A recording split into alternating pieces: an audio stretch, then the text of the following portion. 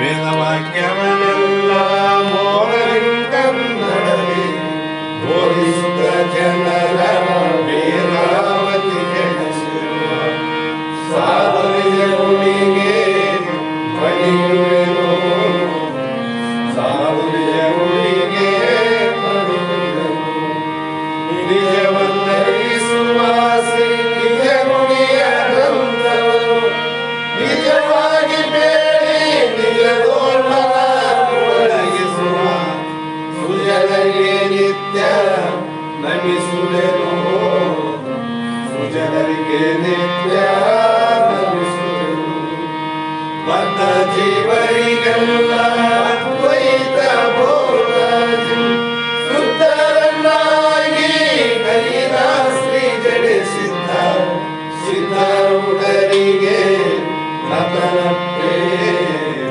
ಸಿದ್ಧಾರೂಢರಿಗೆ ನತನಪ್ಪೆ ಬಾಳ ಬಲ ವೇದಾಂತಕ್ಕೆ ಸರಿ ಬಾಳ ಗಜ್ಜನಿ ಕೇಳುವ ತನಕ ಬಾಳ ಕೂದಲೆಪ್ಪನಿ ಶಾಸ್ತ್ರವೆಂಬುವ ನನಗಳು ಬಾಳ ಶಕ್ತಿಯ ಶುಂಭ ಗರ್ಜನೆ ಬಾಳ ಕೇಳಿದ ಬಳಿಕ ಕೂದವು ಬಾಳ ಕೇಳಲು ಬೇಕು ವೇದಾಂತ ಶಾಸ್ತ್ರವನ್ನು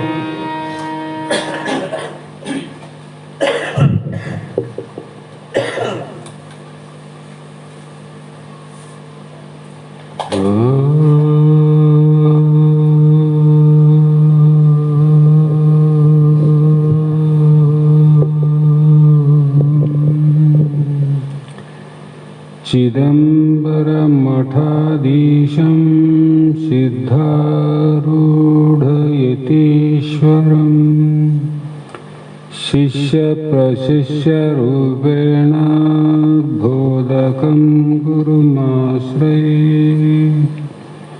यदङ्घ्रिकमलद्वन्द्वं तापत्रयनिवारणम् शान्तैक्यपदं देवं सिद्धारूढमहं भजे सिद्धारूढमहं भजे जगदादि जगद्गुरु अद्वैत सार्वभौम भक्तर मुक्तर कल्पवृक्ष कामधेनु ಸದ್ಗುರು ಸಿದ್ಧಾರೂಢ ಮಹಾಸ್ವಾಮಿಗಳ ಶ್ರೀ ಪಾದ ಪದ್ಮಗಳಿಗೂ ಆರೂಢ ಜ್ಯೋತಿ ಸದ್ಗುರು ಶಿವಪುತ್ರ ಮಹಾಸ್ವಾಮಿಗಳ ಶ್ರೀ ಪಾದಗಳಿಗೂ ಶ್ರೋತ್ರಿಯ ಬ್ರಹ್ಮನಿಷ್ಠ ಬ್ರಹ್ಮಲೀನ ಸದ್ಗುರು ಬಸವಾನಂದರ ಶರಣ ಕಮಲಗಳಿಗೂ ಅನಂತ ಅನಂತ ದೀರ್ಘ ದಂಡ ಪ್ರಣಾಮಗಳನ್ನು ಸಮರ್ಪಿಸುತ್ತ ಸದ್ಗುರು ಸಿದ್ಧಲಿಂಗಪ್ಪ ತಾತ ಇವರನ್ನು ಮನದೋಳು ಪೂಜಿಸುತ್ತ ತಮ್ಮೆಲ್ಲರಿಗೂ ವಂದಿಸುತ್ತ ಈ ದಿನ ಶ್ರೀಮದ್ ಭಗವದ್ಗೀತೆ ಎನ್ನುವ ಗ್ರಂಥದ 12ನೇ ಅಧ್ಯಾಯದ 3ನೇ ಶ್ಲೋಕ ಇಂದಿನ ಆಧಾರದ ವಿಷಯವಾಗಿದ್ದು, ಈ ಒಂದು ಅಧ್ಯಾಯದಲ್ಲಿ ಮುಖ್ಯವಾಗಿ ಭಕ್ತಿ ಎನ್ನುವುದನ್ನು ಪ್ರಧಾನವಾಗಿಟ್ಟುಕೊಂಡು ಯಾರು ಪರಮಾತ್ಮನ ಮೇಲೆ ಗುರುನಾಥನ ಮೇಲೆ ಮಹಾತ್ಮರಲ್ಲಿ ಅತ್ಯಂತ ಪ್ರೇಮದಿಂದ ಸಂತೋಷದಿಂದ ಅನುರಾಗದಿಂದ ಇರುವುದೇ ನಿಜವಾದ ಭಕ್ತಿ ಎನ್ನುವ ಮಾತನ್ನು ಹೇಳಿ, ಆ ಭಕ್ತಿ ಇರುವುದರಿಂದ ಏನಾಗ್ತದ್ರಿ ಅಂದರೆ ಅಂತಃಕರಣ ಅನ್ನುವುದು ಮಲವಿಕ್ಷೇಪ ಮಲದೋಷವನ್ನು ಕಳೆದು ವಿಕ್ಷೇಪ ದೋಷವನ್ನು ಕಳೆದು ಮನಸ್ಸು ಏಕಾಗ್ರತೆ ಆಗ್ತದೆ. ನಾವು ಸಾಮಾನ್ಯವಾಗಿ ಧ್ಯಾನವನ್ನು ಮಾಡುವಾಗ ಅಥವಾ ಪೂಜೆಯನ್ನು ಮಾಡುವಾಗ ಸಾಮಾನ್ಯವಾಗಿ ಮನಸ್ಸು ಏಕಾಗ್ರತೆ ಆಗ್ತದೆ. ಆ ಪ್ರಕಾರ ಆ ಮನಸ್ಸು ಯಾವಾಗ ಏಕ ಆಯಿತು ಅಂದಾಗ ಅಲ್ಲಿ ಧಾರಾಕಾರ ವೃತ್ತಿಯಿಂದ ನಮ್ಮ ಜನನದ ಮತ್ತು ಪರಮಾತ್ಮನ ಜೀವಾತ್ಮನ ಜಗತ್ತಿನ ವಿಚಾರವನ್ನು ತಿಳಿಯಬೇಕೆಂಬ ಆಪೇಕ್ಷೆ ಹುಟ್ಟಾಗ್ತದೆ. ಆ ಆಪೇಕ್ಷೆಯಿಂದ ಮುಂದೆ ಏನಾಗ್ತದಂದರೆ ಸತ್ಕರ್ಮಗಳನ್ನು ಮಾಡಬೇಕೆಂಬ ಸಂಕಲ್ಪ ಉಂಟಾಗ್ತವೆ. ದುಷ್ಕರ್ಮಗಳು ಬೇರೆ, ಸತ್ಕರ್ಮಗಳು ಬೇರೆ. ದುಷ್ಕರ್ಮಗಳು ಪಾಪಕ್ಕೆ ಕಾರಣ ಆಗ್ತವೆ, ಸತ್ಕರ್ಮಗಳು ಪುಣ್ಯಕ್ಕೆ ಕಾರಣ ಆಗ್ತವೆ. ಈ ಸತ್ಕರ್ಮಗಳ ಪಾಪದಿಂದ ಏನಾಗ್ತದ್ರಿ ಅಂದರೆ ಏನೂ ಆಗೋದಿಲ್ಲ. ಪಾಪಾನುಗುಣದಿಂದ ಗಿಡಮರ ಕ್ರಿಮಿಯಾಗಿ ಎಂದರು. ನಾವು ಮುಂದೆ ಯಾವ ಜನ್ಮವನ್ನು ಪಡಿತೀವಿ ಅಂದರೆ ಮಹಾತ್ಮರು ಹೇಳಿರೋರು ಗಿಡ ಮರ ಕ್ರಿಮಿ ಕೀಟ ಎಲ್ಲ 84 ಲಕ್ಷ ಜೀವರಾಶಿಗಳ ದೇಹವನ್ನು ಹುಟ್ಟಿ ಹುಟ್ಟಿ ಸತ್ತು ಸತ್ತು ಪುನಃ ಮತ್ತೆ ಮಾನವ ಜನ್ಮಕ್ಕೆ ಬರಬೇಕಾಗ್ತದೆ. ಬರ್ಬೋದಲ್ರಿ ಅಂತಂದರೆ ನಾವು ಮನುಷ್ಯರಾಗಿ ಎಷ್ಟೋ ಜನ್ಮ ಕಳೆದೇವಿ. ಇದೊಂದೇ ಜನ್ಮ ಮನುಷ್ಯನ ಜನ್ಮ ಅಲ್ಲ, ಎಷ್ಟೋ ಸಲ ಈ ಜನ್ಮ ಬಂದು ಹೋಗ್ಯದ. ಆದರೂ ಕೂಡ ಈ ಜನ್ಮವನ್ನು ನಾವು ಸಾರ್ಥಕ ಮಾಡಿಕೊಳ್ಳಲಿಲ್ಲ. ಯಾಕೆ ಮಾಡಿಕೊಳ್ಳಲಿಕ್ಕೆ ಆಗಲಿಲ್ಲ ಅಂದರೆ ಸತ್ಕರ್ಮಗಳನ್ನು ಮಾಡದೇ ಇರುವ ಕಾರಣ ನಾವು ಈ ಮಾನವ ದೇಹದಿಂದ ಮುಂದೆ ಹೋಗ್ಲಿಕ್ಕೆ ಸಾಧ್ಯ ಆಗಲಿಲ್ಲ. ಮತ್ತೆ ಹಿಂದಕ್ಕೆ ಬಂದೀವಿ. ನಾವು ಇಲ್ಲಿ ಬರೋದು ಮತ್ತೆ ಪಾಪಾನುಗುಣದಿಂದ ಆ ಜನ್ಮಕ್ಕೆ ಹೋಗೋದು, ಮತ್ತೆ ಇಲ್ಲಿಗೆ ಬರೋದು, ಇಲ್ಲಿಂದ ಮತ್ತೆ ಮುಂದಿನ ದೇಹವನ್ನು ದೇವತ್ವ ಶರೀರವನ್ನು ಪಡೆದುಕೊಂಡು ಸ್ವರ್ಗಲೋಕವಾಸಿ ಆಗುವಂಥ ಅದನ್ನು ಕಳ್ಕೊಂಡ್ವಿ, ವೈಕುಂಠವನ್ನು ಕಳ್ಕೊಂಡ್ವಿ, ಕೈಲಾಸವನ್ನು ಕಳ್ಕೊಂಡ್ವಿ. ಕೊನೆಗೆ ಪರಮಾತ್ಮನನ್ನೇ ಕಳೆದುಕೊಂಡು ನಾವೇನು ಮಾಡಿದ್ವಿ ಅಂದರೆ ನಾಶ ಆಗಿ ಕೆಟ್ಟು ಹೋಗುವಂಥ ಪ್ರಪಂಚದ ಬೆನ್ನು ಹತ್ತಿ ಹೋದಿವಿನ ಪರಮಾತ್ಮನ ಬೆನ್ನು ಹತ್ತಲಿಲ್ಲ.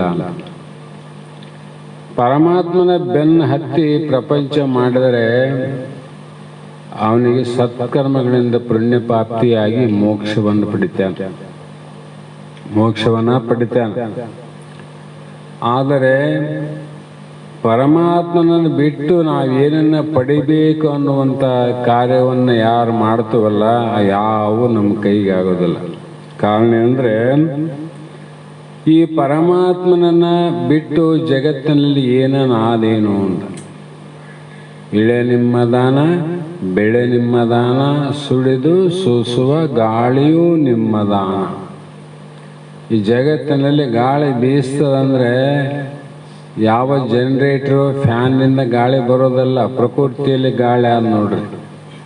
ಆ ಭಗವಂತ ಬೀಸುವ ಗಾಳಿಯನ್ನು ಯಾರಾದರೂ ಮಾಡಲಿಕ್ಕೆ ಬರ್ತದೇನು ಅಂದರೆ ಬರೋದಿಲ್ಲ. ಮತ್ತು ಅಂಥ ಪರಮಾತ್ಮನ ದಾನರೂಪವಾಗಿ ಕೊಟ್ಟಂಥ ಗಾಳಿಯನ್ನೇ ನಾವು ಸೇವನೆ ಮಾಡಿ ನಮ್ಮ ಪ್ರಾಣ ಇವತ್ತು ಉಳುಕಿ ಈ ದೇಹಕ್ಕೆ, ಜಡವಾದ ದೇಹಕ್ಕೆ ಚೈತನ್ಯ ಬಂದದ್ದು ಯಾರಿಂದ ಅಂದರೆ ಪರಮಾತ್ಮನಿಂದ. ಅಂದಾಗ ಪರಮಾತ್ಮನ ಬಿಟ್ಟು ನಂದು ಏನಾನ ಆದಂತೆ ಅದರ ಬೆನ್ನ ಹಿಂದೆ ಹೋದರೆ ಏನಾಗ್ತದಂದ್ರೆ, ರಾವಣ ಒಂದು ಸಲ ಕತೆ ಕೇಳಿರಿ. ರಾಮನನ್ನು ಒಲಮೆ ಮಾಡಿಕೊಂಡು ಸೀತೆಯ ಜೊತೆಯಲ್ಲಿ ರಾಮನನ್ನು ಕರ್ಕೊಂಡು ಬಂದಿದ್ರೆ ರಾಮಾಯಣ ಆಗ್ತಿದ್ದಿಲ್ಲ. ರಾಮನನ್ನು ಬಿಟ್ಟು ಸೀತೆಯನ್ನು ಪಡಿಬೇಕು ಅಂತೇನು ವಿಚಾರ ಮಾಡಿದ್ರೆ ಅದೇ ಅವನಿಗೆ ಅನಾಹುತಕ್ಕೆ ಕಾರಣವಾಗಿ 4 ವೇದವನ್ನು ಓದಿದವನು ಕೂಡ ಭ್ರಷ್ಟನಾಗಬೇಕಾಯಿತು. ಯಾಕಂದರೆ ಒಂದನ್ನು ಬಿಟ್ಟು, ಮೂಲವನ್ನು ಬಿಟ್ಟು, ಮೂಲ ರಾಮಲ್ಲ, ರಾಮನ ಜೊತೆಗೆ ಸೀತೆಯನ್ನು ಕರ್ಕೊಂಡು ಬಂದಿದ್ರೆ ಅವತ್ತೇ ಜೀವನ್ಮುಕ್ತ ಆಗ್ತಿದ್ದ. ಅದರಂತೆ ಇಲ್ಲಿಯೂ ಕೂಡ ನಾವು ಕೊನೆಗೆ ಅವನ ಪೌರುಷ ಪ್ರಯತ್ನಗಳೆಲ್ಲ ಏನಾದವು ಅಂದರೆ ನೀರಿನಲ್ಲಿ ಹುಣಸೆ ಹಣ್ಣು ತೊಳೆದಂಗೆ ಆಗ್ತದೆ. ನೀರಿನಲ್ಲಿ ಹುಣಸೆ ಹಣ್ಣು. ಮಹಾತ್ಮ ಡಂಗೂರ ಸಾರೆ ಅಲ್ಲ ಇದು, ಕೂಡಲ ಸಂಗನ ಒಲಿಸಲು ಬಂದ ಪ್ರಸಾದದ ಕಾಯಿ ಅಂದ್ರವ್ರು. ಯಾಕೆ ಅಂದರೆ ಇದು ಶ್ರೇಷ್ಠವಾದ ಜನ್ಮ, ಮನುಷ್ಯ ಜನ್ಮ ಶ್ರೇಷ್ಠವಾದ ಜನ್ಮ. ಎಲ್ಲ ಜನ್ಮಗಳು ಕೂಡ, ಎಲ್ಲ ಪ್ರಾಣಿ ಪಕ್ಷಿಗಳು ಕೂಡ ಪ್ರಯತ್ನ ಮಾಡಿ ಎಲ್ಲವೂ ಸಂಘಜೀವಿಗಳೇ. ಈಗ ಗುಬ್ಬಿ ಆಡ್ತಾವಂದ್ರೆ 100 ಗುಬ್ಬಿಗಳು ಒಟ್ಟಿಗೆ ಬರ್ತಾವ. ಕೊರವಂಜಿ ಆಕಾಶದಲ್ಲಿ ಹೋಗ್ತಾವಂದ್ರೆ 1000 ಒಂದೇ ಸಲ ಹೋಗ್ತಾವ. ಅಡವಿಯಲ್ಲಿ ಆನೆಗಳು ಬರ್ತಾವಂದ್ರೆ 100 ಆನೆಗಳ ಹಿಂಡೇ ಬರ್ತಾವ. ಅವು ಒಂಟಿ ಬರಂಗಿಲ್ಲ. ಅವು ಚಿಗರೆಗಳು ಹೊಡ್ತಾವಂದ್ರೆ 10-20 ಚಿಗರೆ ಗುಂಪಿರ್ತವೆ. ಇರುವೆಯನ್ನು ನೋಡ್ರಿ, ಸಾಲು ಸಾಲಾಗಿ ಅವು ಸಂಘವನ್ನು ಮಾಡಿಕೊಂಡವು. ಎಲ್ಲ ಪ್ರಾಣಿಗಳು, ಎಲ್ಲ ಜೀವರಾಶಿಗಳು ಸಂಘಜೀವಿಗಳೇ. ತಮ್ಮ ತಮ್ಮ ಸಂಘವನ್ನು ಮಾಡಿಕೊಂಡು ಬದುಕ್ತಾವ. ಆದರೆ ಎಲ್ಲ ಜೀವಿಗಳು ಸಂಘವನ್ನು ಕಟ್ಟಬಹುದು, ಸಂಘದಲ್ಲಿ ಜೀವನವನ್ನು ಸಾಗಬಹುದು ವಿನಃ ಬುದ್ಧಿಜೀವಿಗಳಲ್ಲ ಅಂತವು. ಸಂಘಜೀವಿಗಳು. ಆದರೆ ಮಾನವರು ಸಂಘಜೀವನ ಹೌದು ಮತ್ತು ಬುದ್ಧಿಜೀವನ ಹೌದು. ಮನುಷ್ಯರಿಗೆ ಇದ್ದಂಥ ಬುದ್ಧಿ ಅವಕ್ಕೆ ಆವೇನು ಅಂದಾಗ ಶ್ರೇಷ್ಠತೆ ಮಾನವನಿಗಾದಂಥ ಅರ್ಥ ಆಯ್ತಲ್ಲ. ಈ ಬುದ್ಧಿ ಶ್ರೇಷ್ಠತೆ ಇದ್ದ ಮೇಲೆ ನಾವೇನನ್ನ ಮಾಡಬೇಕು ಅಂದರೆ ನಮ್ಮ ಜನನ ಮರಣದ ವಿಚಾರವನ್ನು ನಾವು ಮಹತ್ವದಲ್ಲಿ ತಿಳ್ಕೋಬೇಕು.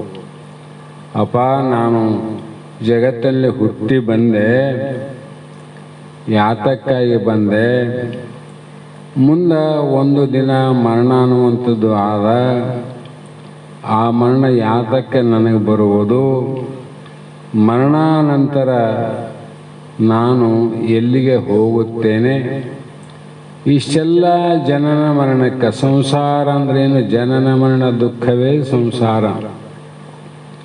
ಹುಟ್ಟುವಾಗ ಎಷ್ಟು ದುಃಖ, ಸಂಸಾರ ಈಗ ಮಾಡಕತ್ತೀವಲ್ಲ ಎಷ್ಟು ದುಃಖ ಆಗ್ಯದ. ಈ ದುಃಖದಿಂದ ಬಿಡುಗಡೆ ಆಗಿವೇನು ನಾವು? ದುಃಖ ಬರಬಾರದು ಅಂತಲೇ ಪ್ರಪಂಚದಲ್ಲಿ ಪ್ರತಿಯೊಬ್ಬರೂ ಕಾರ್ಯವನ್ನು ಮಾಡ್ತೀವಿ. ಎಷ್ಟು ದಿನ ಮಾಡಿವಿ ಅಂದರೆ, ಈಗ ಇರುವಂಥ ಶರೀರದಲ್ಲಿ 50 ವರ್ಷ ಮಾಡೀನಿ, 60 ವರ್ಷ ಮಾಡೀನಿ. ಆದರೆ ದುಃಖದಿಂದ ಕಡಿಯಾಗಿ ನೀನು. ಮತ್ತು ಹಿಂದಿನ ಎಷ್ಟೋ ಜನ್ಮಗಳಲ್ಲಿ ಪೂರ್ತಿ ಆ ಜನ್ಮಗಳನ್ನು ನೀನು ದುಃಖ ಬರಬಾರದಂತ ಹಲವು ರೀತಿ ಪ್ರಯತ್ನ ಮಾಡೀವಿ ನಾವು. ಆಯಾ ಜನ್ಮದಲ್ಲಿ ದುಃಖ ಬರಬಾರ್ದು ಅಂತ ಹಲವು ರೀತಿ ಪ್ರಯತ್ನ ಮಾಡೀವಿ. ಅಷ್ಟು ಜನ್ಮ ಪ್ರಯತ್ನ ಮಾಡಿದ್ರೂ ಮುಗುದಿಲ್ಲ, ದುಃಖ ಆಗಲ್ಲ. ಈಗ ಹುಟ್ಟಿದ ಮೇಲೆ ಇಷ್ಟು ವರ್ಷ ಆದ್ರೂ ಮಾಡಿವಿ, ಇವತ್ತಿಗೂ ದುಃಖ ನಿವೃತ್ತಿ ಆಗಿಲ್ಲ. ನಮ್ಗೆ ಪ್ರಯತ್ನ ಮಾಡಿಲ್ಲ. ನಾವು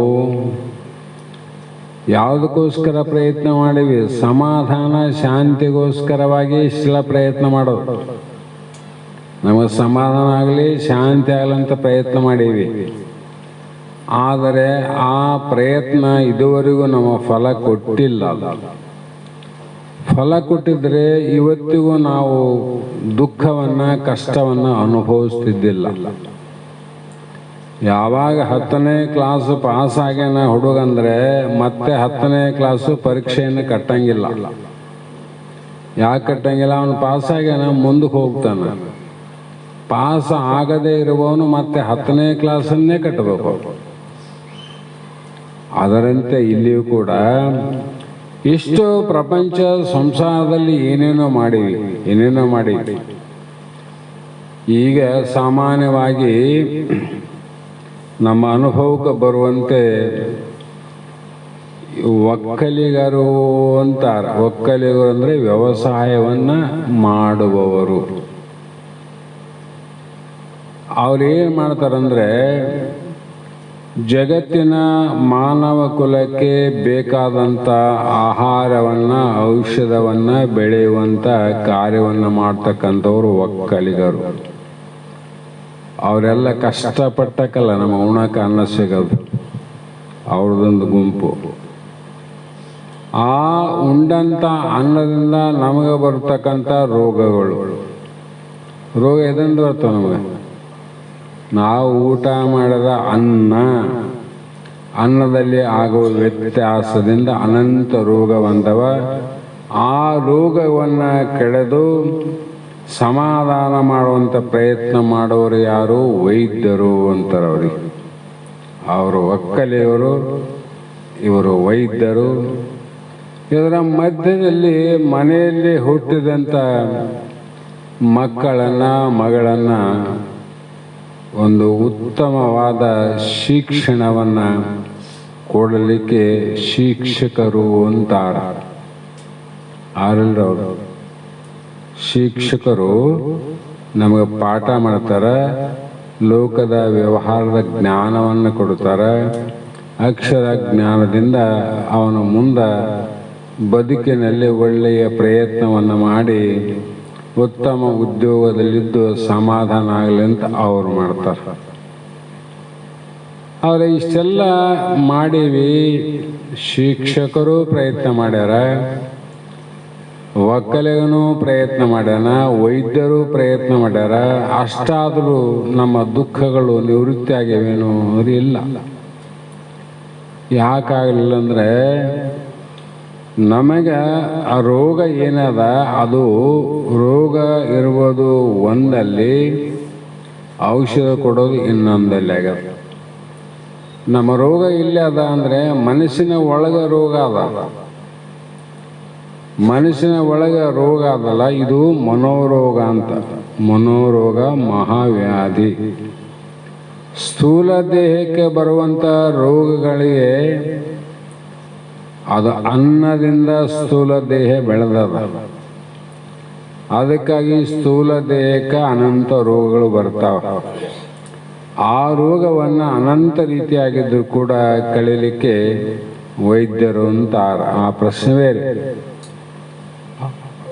ಆದರೆ ಈ ಜನನ ಮರಣ ಅನ್ನುವಂಥ ಸಂಸಾರ ದುಃಖವನ್ನು ಕಳೆಯುವರು ಯಾರು ಅಂತ ವಿಚಾರ ಮಾಡಿದರೆ ಒಕ್ಕಲಿಗರಿಂದ ಸಾಧ್ಯ ಇಲ್ಲ, ವೈದ್ಯನಿಂದ ಸಾಧ್ಯ ಇಲ್ಲ, ಮತ್ತು ಶಿಕ್ಷಕರಿಂದ ಸಾಧ್ಯ ಇಲ್ಲ.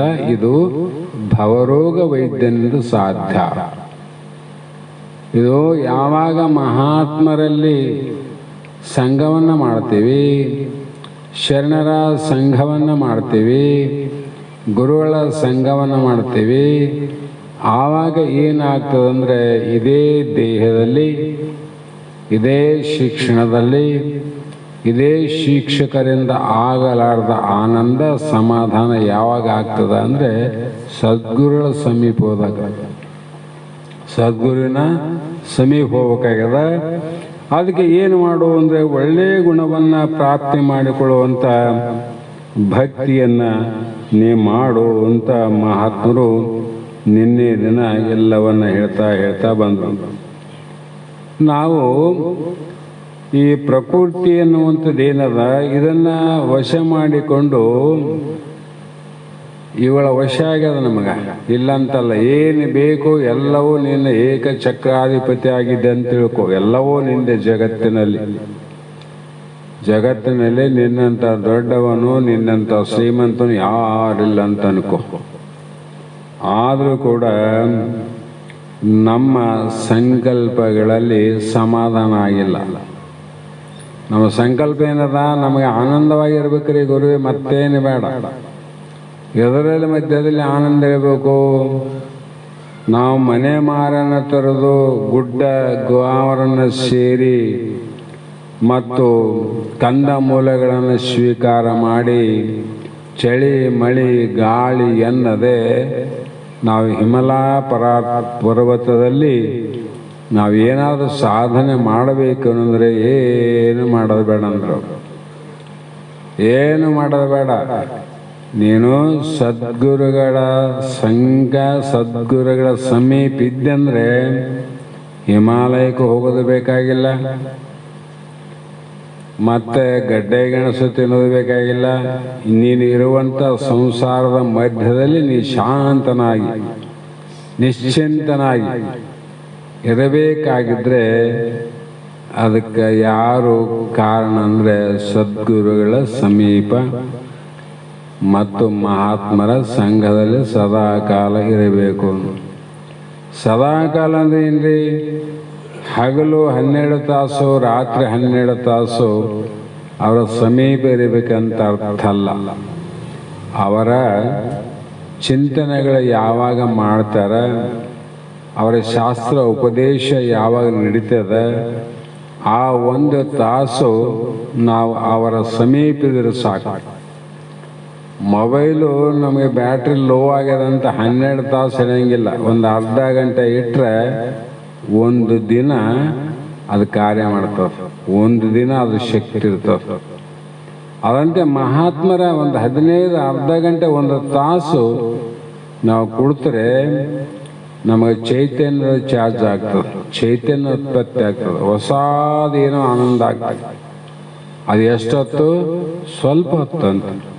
ಅಷ್ಟು ಕೂಡ ನಮಗೆ ಮಾಡಲಾರ್ದ ಇಷ್ಟು ಜನ್ಮಗಳು, ಹಿಂದಿನ ಜನ್ಮ ಈ ಜನ್ಮ ಕೂಡ ನಾವು ಮಿಥ್ಯವಾದ ಸುಳ್ಳಾದ ನಾಶ ಆಗುವಂಥ, ನಾವು ಹೋಗುವಾಗ ನಮ್ಮ ಹಿಂದೆ ಏನು ಬರಲಾರ್ದಂಥ ಯಾವ ವಿಚಾರಗಳನ್ನು ಬೆನ್ನು ಬಿದ್ದು ಹೊಂಟಿವಲ್ಲ, ಇದು ಏನು ಮಾಡ್ತದಂದರೆ ಮುಂದೆ ಅನಂತ ಜನ್ಮಕ್ಕೆ ಇದು ಕಾರಣ ಆಗ್ತದೆ, ಮತ್ತು ಗಿಡ ಮರ ಕ್ರಿಮಿಯಾಗಿ ಹುಟ್ಟಬೇಕಾಗ್ತದೆ.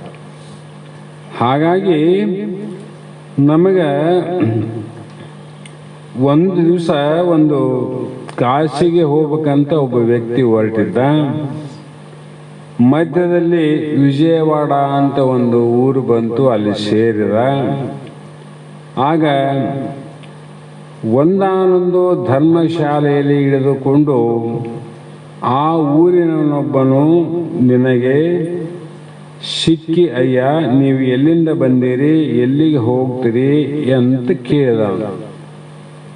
ಎಲ್ಲಿಂದ ಬಂದಿರಿ? ಧರ್ಮಶಾಲೆಯಲ್ಲಿ. ಅವರು ಬಂದಾರ ಇವರು ಬಂದಾರ, ನೀವೆಲ್ಲಿಂದ ಬಂದಿರಿ, ಎಲ್ಲಿಗೆ ಹೋಗ್ತಂತ ಸಹಜವಾಗಿ ಕೇಳೋದು.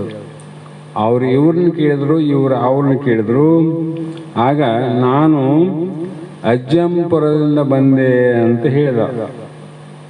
ಮುಂದೆ ಎಲ್ಲಿಗೆ ಹೋಗ್ಬೇಕ್ರಿ? ಕಾಶಿಗೆ ಹೋಗ್ಬೇಕಂದ.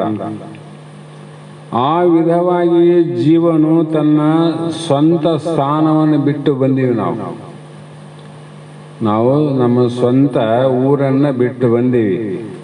ಯಾವುದಪ್ಪ ನಿಮ್ಮದು ಊರು? ಶಿವಪುರ.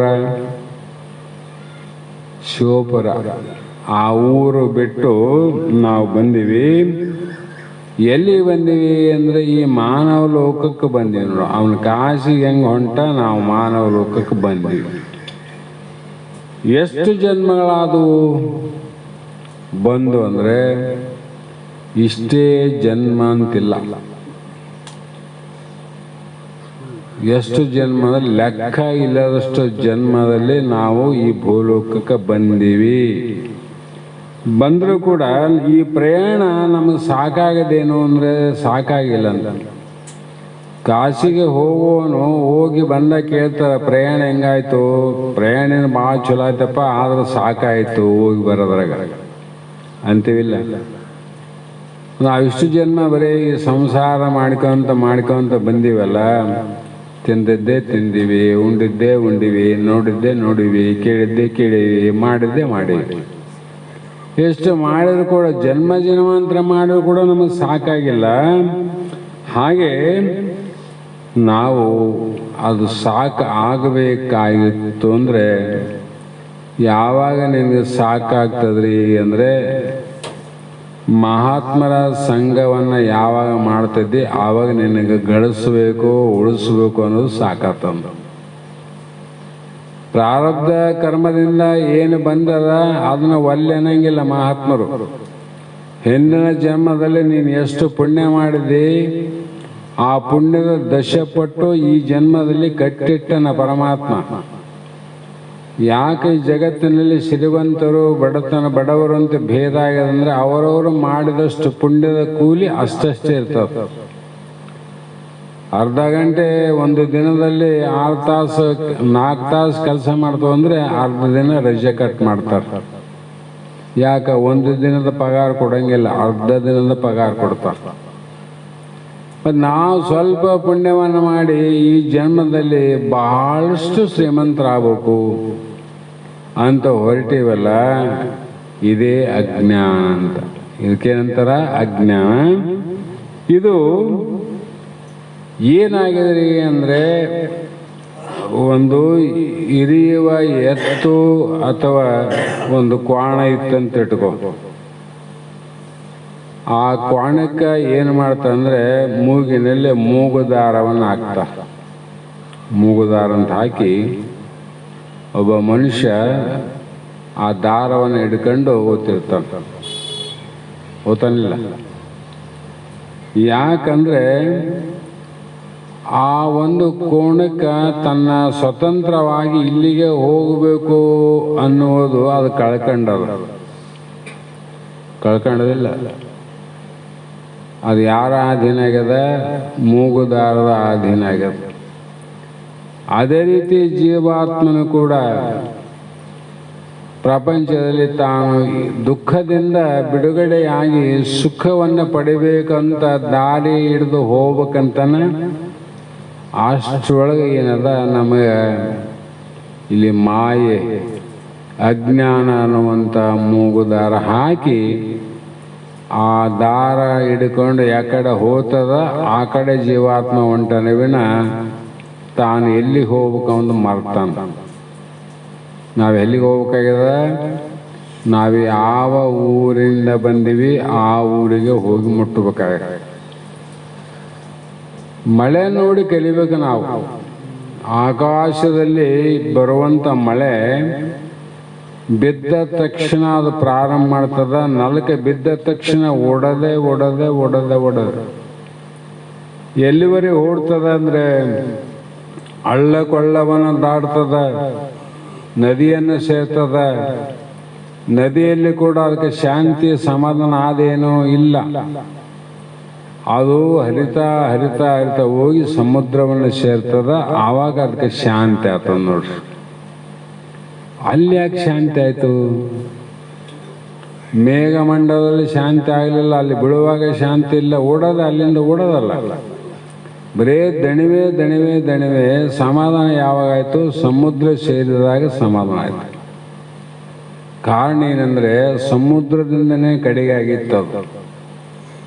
ಸಮುದ್ರದ ನೀರು ಹಾವಿಯಾಗಿ ಮೇಘಮಂಡಲಕ್ಕೆ ಹೋಗಿ ಮಳೆಯಾಗಿ ಮತ್ತೆ ಇಲ್ಲಿ ಬಿದ್ದು ಹಳ್ಳಾಗಿ ಕೊಳ್ಳಾಗಿ ನದಿಯಾಗಿ ಮತ್ತೆ ಸಮುದ್ರ ಸೇರಿತು. ಎಲ್ಲಿಂದ ಕಡೆಗೆ ಆಗಿತ್ತು ಅಲ್ಲಿ ಹೋಗಿ ಸೇರಿದಾಗ ಶಾಂತಿ ಆಯ್ತು ನೋಡ್ರಿ. ಮತ್ತು ಈ ಜೀವಾತ್ಮನೂ ಕೂಡ ಯಾವಾಗ ಶಾಂತಿ ಆಗ್ತದ? ನೀ ಎಲ್ಲಿಂದ ಬಿಟ್ಟಿದ್ದೆ ಮತ್ತೆ ಅಲ್ಲಿಗೆ ಹೋಗಿ ಮುಟ್ಟಿದಾಗ ನೀ ಶಾಂತಿ ಆಗಲ್ಲ. ಆದ್ರೆ ನಮ್ಗೆ ಏನಾಗ್ಯದ ಅಂದರೆ ನಾವು ಎಲ್ಲಿಂದ ಬಂದೀವಿ ಅನ್ನೋದ ಊರನ್ನೇ ಮರ್ತು ಬಿಟ್ಟಿವಿ. ನಾವು ಎಲ್ಲೇ ಹುಟ್ಟಿದ್ದೀವಿ, ಯಾವ ಊರಿಂದ ಬಂದೀವಿ, ಆ ಊರನ್ನೇ ಮರೆತು ಅಂದಮೇಲೆ ಆ ಊರು ಮುಟ್ಟದಂಗೆ ಅಂತ. ಕಡೆಗೆ ನಾವು ಇಂಥ ಊರಿನಿಂದ ಬಂದೀವಿ, ಇಂಥ ಊರು ನಮ್ಮದಂತ ಗೊತ್ತಿದ್ರೆ ನಿಮಗೆಷ್ಟೇ ಕಷ್ಟ ಆದರೂ ಕೂಡ ಒಂದಿಲ್ಲ ಒಂದು ದಿನ ಕರುಣಾಮಯಿಗಳು ನಿನ್ನ ಭವಣೆಯನ್ನು ನೋಡಲಾರ್ದೆ, ತಮ್ಮ ಯಾವ ಊರಿನಿಂದು, ಯಾಕೆಷ್ಟು ಗಾಬರಿ ಆಗಿದ್ದಿ, ಯಾಕೆಷ್ಟು ಚಿಂತೆ ಮಾಡ್ತಿದ್ದಿ, ಏನು ಕಾರಣ? ಇಲ್ರಿ ನಮ್ಮೂರಿಗೆ ಹೋಗ್ಬೇಕಾಗಿತ್ತು, ನನಗೆ ಹೋಗ್ಲಿಕ್ಕೆ ಅಶಕ್ತನಾಗಿನಿ, ಅದಕ್ಕಾಗಿ ದುಃಖ ಆಗ್ಯದ ಅಂದಾಗ ಬೇಡ, ಒಬ್ಬರೇ ಬೇಡ, 5, 10, 20, 30, 50, 100 ರೂಪಾಯಿ ಹಾಕಿ ಕೊನೆಗೆ ಇಲ್ಲ, ನಾವೆಲ್ಲ ವ್ಯವಸ್ಥೆ ಮಾಡ್ತೀವಿ, ನಿಮ್ಮ ಊರಿಗೆ ನಿನ್ನ ಬಿಟ್ಟು ಬರ್ತೀವಿ ಅಂತ ಒಬ್ಬ ವ್ಯಕ್ತಿ ಆದರೂ ಹೋಗಿ ಅವನ ಊರನ್ನು ಮುಟ್ಟಿಸಿ ಬರ್ತಾನೆ.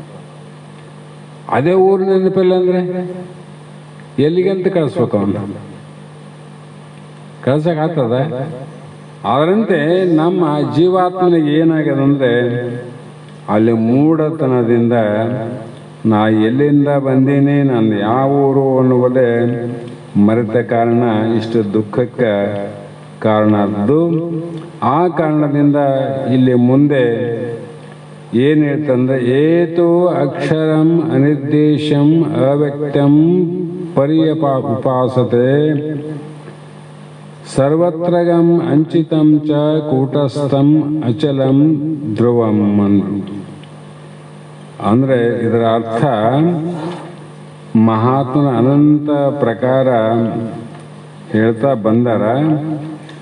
ಆದರೂ ಕೂಡ ಸ್ವಲ್ಪ ವಿಚಾರ ಮಾಡಿದಾಗ ಏನು ಅನ್ನಿಸ್ತದ್ರಿ ಅಂತಂದ್ರೆ, ಇಲ್ಲಿ ಮಹಾತ್ಮರು ಹೇಳುವ ಪ್ರಕಾರವಾಗಿ,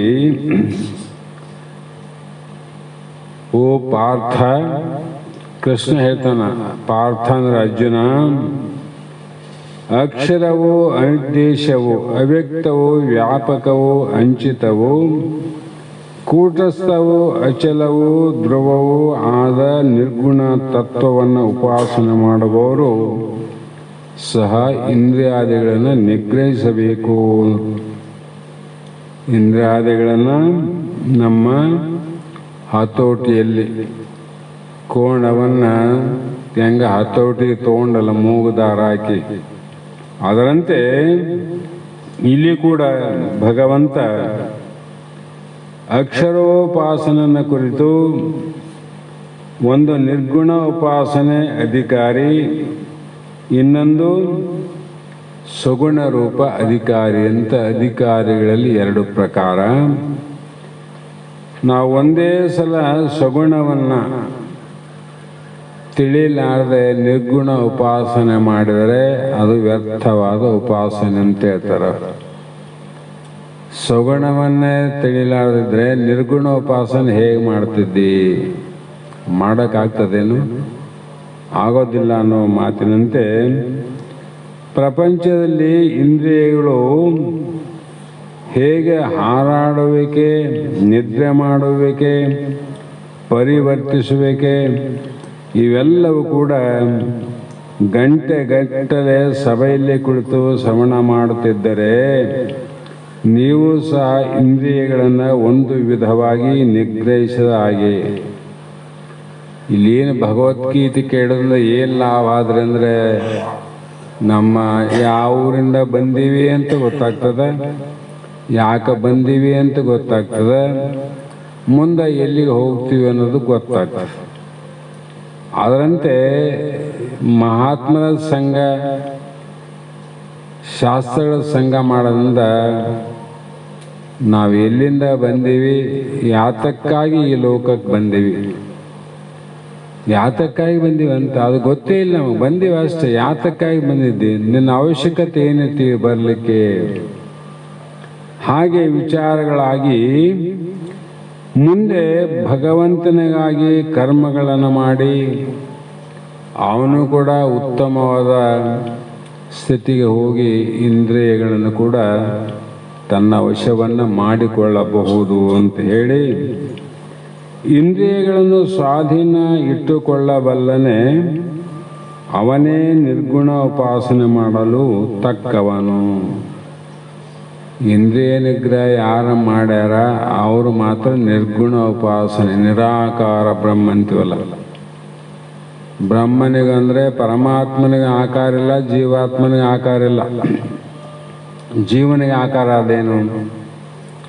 ದೇಹಕ್ಕೆ ಆಕಾರ ಅದ, ಶರೀರಕ್ಕೆ ಆಕಾರ ಅದ, ಜಗತ್ತಿಗೆ ಆಕಾರ ಅದ, ಪ್ರಪಂಚಕ್ಕೆ ಆಕಾರ ಅದಿಲ್ಲ. ಅದು ಪ್ರಪಂಚ ಆಯಿತು, ಇದು ದೇಹ ಆಯಿತು. ಈ ಆಕಾರ ಏನಾವಂದ್ರೆ ಇವೆಲ್ಲ ಕೆಟ್ಟು ಹೋಗ್ತಕ್ಕಂಥವೆ, ಕೆಟ್ಟು ಹೋಗ್ತವಿಲ್ಲ. ಈ ದೇಹ ಕೆಟ್ಟು ಹೋಗ್ತದ, ಪ್ರಪಂಚ ಕೆಟ್ಟು ಹೋಗ್ತದ, ಸುನಾಮಿ ಬಂತು ಕೆಟ್ಟು ಹೋಯ್ತು, ಬಹಳ ಕುಂಭದ್ರೋಣ ಮಳೆ ಬಂತು, ಜಗತ್ತು ಕೆಟ್ಟೋಯ್ತು. ಕೊರೋನಾ ಬಂತು, ಜಗತ್ತಿನಲ್ಲಿ ವಿಕಾರ ಎದ್ದೋಯ್ತು. ಹಾಗೆ ಇಲ್ಲಿ ಇಂದ್ರಿಯ ನಿಗ್ರಹವನ್ನು ಹೇಗೆ ಮಾಡುವು ಅಂದರೆ ಸರ್ವತ್ರ ಸಮಬುದ್ಧಯ. ನಾವು ಅನ್ನ ಬಟ್ಟೆಗಳಿಗೆ ಸಮಸ್ತ ಪರಿಸ್ಥಿತಿಯಲ್ಲೂ ಸಮಾನ ಬುದ್ಧಿ ಇರುವವನಾಗಬೇಕು. ಎಂಥ ಪ್ರಸಂಗ ಬಂದರೂ ಕೂಡ ನಾವು ಅನ್ನ ನೀರಿನಲ್ಲಿ ಎಲ್ಲರೂ ಸಮಾನರು ಅಂತ. ಆದರೆ ಜಗತ್ತಿನಲ್ಲಿ ಭೇದದ ಅನ್ನ ನೀರು ನಡೆದ. ನನ್ನವರು ಅಂದಾಗ ನೀಡುವ ಅನ್ನ ನೀರು ಬೇರೆ, ನನ್ನವರು ಅಲ್ಲ ಅಂದಾಗ ಅವರನ್ನು ನೋಡುವ ವಿಧಾನವೇ ಬೇರೆ. ಇದು ಸಮತ್ವ ಬುದ್ಧಿಯನ್ನು ಸಮತ್ವ ಬುದ್ಧಿಯಲ್ಲಿ ಎಲ್ಲರೂ ನನ್ನವರಪ್ಪ. ಹಾಗಾಗಿ ಕುಚೇಲನು ತನ್ನ ನಿಶ್ಚಯದಿಂದ ಜಾರಿ ಹೋಗಲಿಲ್ಲ. ದಟ್ಟ ದಾರಿದ್ರ್ಯವನ್ನು ಅನುಭವಿಸುತ್ತಿದ್ದರೂ ಕೂಡ ಅತಿಶಯ ಭಕ್ತಿಯಲ್ಲಿ ಮಗ್ನನಾಗಿದ್ದನು.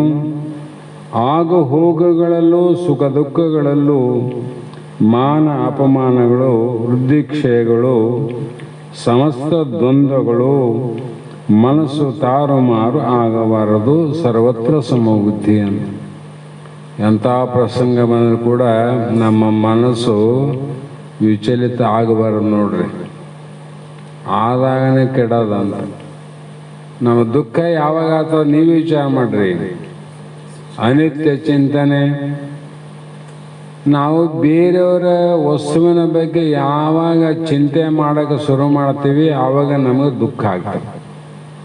ಯಾವುದನ್ನು ನೋಡ್ರಿ, ಯಾವ ವಸ್ತುವನ್ನು ನೋಡ್ರಿ, ಅನ್ಯ ವಸ್ತುವಿನ ಬೇಕು ಬೇಡ ಅಂದಾಗ ಚಿಂತೆ ಆಗ್ತದ. ಆದರೆ ನಾವು ಹೇಗಿರ್ಬೇಕಂದ್ರೆ ಸಮಸ್ತ. ಯಾಕಂದ್ರೆ ಒಬ್ಬ ರೈಲಿನಲ್ಲಿ ಹೊರಟಿದ್ದ, ರೈಲಿಗೆ ಹೋಗ್ಬೇಕಾಗಿತ್ತು. ಆ ಸ್ಟೇಷನ್ಗೆ ಹೋಗಲಿಕ್ಕೆ, ರೈಲು ಬರಲಿಕ್ಕೆ ಇನ್ನು ಸ್ವಲ್ಪ ಸಮಯ ಇತ್ತು. ಅಷ್ಟರೊಳಗೆ ಇವನು ಅಲ್ಲಿ ಹೋಗಿ ಸ್ಟೇಷನ್ ಮುಟ್ಟಬೇಕಾಗಿತ್ತು. ಆ ಸಮಯದಲ್ಲಿ ಅದೇ ಜ್ಞಾನದಲ್ಲಿ ಅವನು ರೈಲು ತಪ್ಪಿದರೆ ನಾನು ಮುಟ್ಟುವ ಊರಿಗೆ ಹೋಗೋದಿಲ್ಲ ಅಂತ ಗೊತ್ತಿದ್ದು ದಾರಿಯಲ್ಲಿ ಯಾವನೊಬ್ಬ ಮೂರ್ಖ ಬಂದಂತಿಟ್ಕೋ. ಮೂರ್ಖ ಬಂದು ದೂರದಿಂದ ಕೂಗಿದ, ಏ ಜೀವನ ಅಂದ. ಏನಪ್ಪ ಅಂದ, ನೀನು ಅಂಥವನು ಎಂಥವನು, ಎಲ್ಲಿಗೆ ಹೊಂಟಿ, ನಿಂದ್ರು ಅಂತ ಅನೇಕ ಅವ್ಯಾಚ್ಯ ಶಬ್ದಗಳಿಂದ ಬೈಲಿಕ್ಕೆ ಪ್ರಾರಂಭ ಮಾಡಿ ನೋಡ್ರಿ. ಆ ಶಬ್ದಗಳು ಅವನೆಲ್ಲ ಕಿವಿಗೆ ಬೀಳ್ತಾವ. ಆದರೆ ನಿಂತು ಅವನಿಗೆ ಉತ್ತರ ಕೊಡ್ಲಿಕ್ಕೆ ಹೋಗೋದಿಲ್ಲ. ಅವನ ಲಕ್ಷ್ಯ ಇಲ್ಲ ಅದಂದ್ರೆ ಸ್ಟೇಷನ್ ಮುಟ್ಟದ. ಇವನು ಕೂಡ ಮಾತಾಡ್ಕೊಂತ ಕುಂತ್ರೆ ಅಲ್ಲಿ ತಪ್ಪದ ಸ್ಟೇಷನ್ನು. ಮತ್ತೆ ಅವನ ಆಡಿದ ಮಾತುಗಳ ಏನಾದ ಕಷ್ಟದ ಮಾತುಗಳನ್ನು ಕೂಡ ಸಹಿಸಿಕೊಂಡ. ಆದರೆ ತಾನು ಮಾತ್ರ ಅವನಂತೆ ಆಗಲಿಲ್ಲ, ತನ್ನಂತೆ ದಾರಿ ಆದ. ಸ್ವಲ್ಪ ಮುಂದೆ ಹೋಗೋದ್ರೊಳಗಾಗಿ ಅತ್ಯಂತ ಗೊತ್ತಿರುವಂಥ ಪ್ರೇಮದ ವ್ಯಕ್ತಿ ಭೇಟಿಯಾದ. ಅವನು ಕೇಳಿದ, ಏನು ಅಣ್ಣ, ಏನು ಗೆಳೆಯ, ಎಲ್ಲಿ ಹೊಂಟಿದ್ದಿ, ಯೋಗ ಕ್ಷೇಮ ಎಲ್ಲವನ್ನ ವಿಚಾರ ಮಾಡ್ಲಿಕ್ಕೆ ಆತ ಪ್ರಾರಂಭ ಮಾಡಿದ.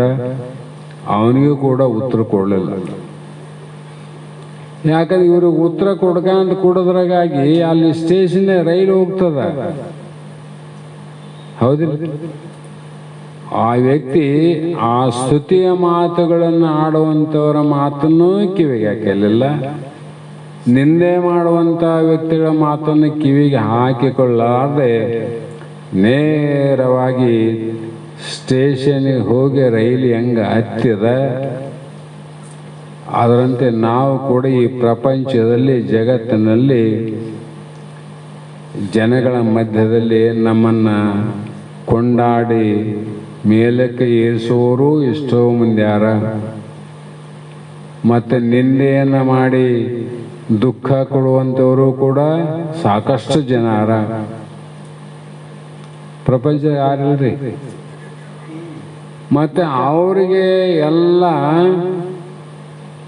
ಸ್ತುತಿ ನಿಂದೆಗಳಿಗೆ ನಾವು ಅಂಜದೆ ಅಳುಕದೆ ಸ್ತುತಿಯನ್ನ ಮಾಡಲಿ, ನಿಂದೆನ ಮಾಡಲಿ, ಅವ್ರ ಜೊತೆ ಪ್ರಪಂಚದ ಎಲ್ಲ ಕಾರ್ಯಗಳನ್ನು ನಾವು ಮಾಡಿ ಮಾಡಿ ಅವ್ರನ್ನ ತೃಪ್ತಿ ಮಾಡಿ ನಾವು ಹೋಗಬೇಕಾಗಿತ್ತು ಮುಂದೆ ಭಗವಂತನ ಕಡೆ, ಪರಮಾತ್ಮನ ಕಡೆ ಅನ್ನುವಷ್ಟರಲ್ಲಿ, ಗುರುನಾಥನ ಕಡೆ ಹೋಗ್ಬೇಕಂತ ಅಷ್ಟುವಲ್ಲಿ ಆಯುಷ್ಯ ಮುಗಿದಿತ್ತು, ಪ್ರಾಣ ಹೋಗಿತ್ತು, ಶರೀರ ನಾಶ ಆಗೋಯ್ತು. ನೋಡ್ರಿ, ತಪ್ಪಿಡ್ತಂತ. ತಪ್ಪದಲ್ಲ, ಆಯುಷ್ಯ ನಾವು ಇದಕ್ಕೆ ಎಷ್ಟು ದಿನ ಕೊಟ್ಟರು ಕೂಡ ಮುಗಿಲಾರ್ದು. ಪ್ರಪಂಚ ಯಾರು ಮುಗಿಸ್ಯಾರಿ? ಪ್ರಪಂಚ ಮುಗಿಸರಿ. ಆ ಮುಗಿದ ಮೇಲೆ ಮುಗಿಸಿದವನು ಏನು ತಗೊಂಡು ಹೋದ? ಇಲ್ಲಿಂದ ತಗೊಂಡು ಹೋದದ್ದೇನು ಬೇಕಲ್ಲ, ಮುಗಿಲಿ. ಏನು ತಗೊಂಡೋರು? ಯಾಕೆ ತಗೊಂಡು ಹೋಗಬೇಕಲ್ಲಂದ್ರೆ ಇವು ಜೀವಾತ್ಮನ ವಸ್ತುಗಳಲ್ಲ. ಜೀವಾತ್ಮನ ತಗೊಂಡು ಹೋಗುವಂಥ ವಸ್ತುಗಳು ಇವು ಅಲ್ಲ. ಮನುಷ್ಯ ತಗೊಂಡುಕೊಂಡು ಹೋಗುವಂಥ ವಸ್ತುಗಳು ಭಾಳ ಅವ. ಬಟ್ಟೆ ಅವ, ಬಂಗಾರ ಅದ, ಬೆಳ್ಳಿ ಅದ, ತಿಜೋರಿ ಅದ, ಮನೆ ಅದ, ಆಸನ ಅದ. ಇವೆಲ್ಲ ಯಾವ್ದಿಗೆ ಅಂದರೆ ದೇಹಕ್ಕೆ ಬೇಕಾದಂಥ ವಸ್ತುಗಳು, ದೇಹದ ವಸ್ತುಗಳು. ಇವಿನ ಜೀವಾತ್ಮನ ವಸ್ತುಗಳೇ ಅಲ್ಲ. ಅದಕ್ಕೆ ಆ ಒಂದು ವಸ್ತುವನ್ನು ನಾವು ಇಲ್ಲಿಯವರೆಗೆ ಯಾಕೆ ತೆಗೆದುಕೊಂಡು ಹೋಗಕ್ಕೆ ಅಲ್ಲ ಬಂದಿಲ್ಲ ಅಂದ್ರೆ ಅವು ಯಾವ ನಮ್ಮವಲ್ಲ ಅಂತ ಅರ್ಥ ಆಯ್ತು. ಯಾವ ನಮ್ಮವಲ್ಲ. ಈ ನನ್ನವರು ಅಂತ ಅತಿ ಪ್ರೇಮ ಮಾಡುವಂಥ ಸತಿಪತಿಗಳು ನನ್ನವರಲ್ಲ. ವಿಚಾರ ಮಾಡಿದ್ರೆ ಅಣ್ಣ ತಮ್ಮರು ನನ್ನವರಲ್ಲ, ನಮ್ಮವರಲ್ಲ. ಅಕ್ಕ ತಂಗಿಯರು ನಮ್ಮವರಲ್ಲ.